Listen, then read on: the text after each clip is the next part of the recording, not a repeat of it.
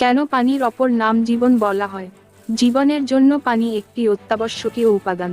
পানি ছাড়া কোনো উদ্ভিদ ও প্রাণী বেঁচে থাকতে পারে না। পানি ছাড়া উদ্ভিদ ও প্রাণীর কোষ নির্জীব হয়ে পড়ে। অর্থাৎ পানি না থাকলে পৃথিবীতে উদ্ভিদ ও প্রাণীর অস্তিত্ব বিলীন হয়ে যেত। মাটি থেকে পানি ও পুষ্টি উপাদান শোষণ করে নিজের খাদ্য নিজেই তৈরি করে।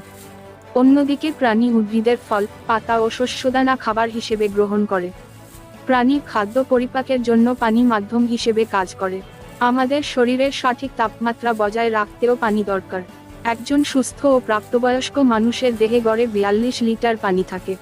এখান থেকে মাত্র 2.7 লিটার পানিরও যদি ঘাটতি হয়, তাহলে সে ব্যক্তি পানি শূন্যতা, ঝিমুনি, দুর্বলতা ও মাথা ব্যথায় ভোগে। জীব বলতে উদ্ভিদ ও প্রাণীকে বোঝায়।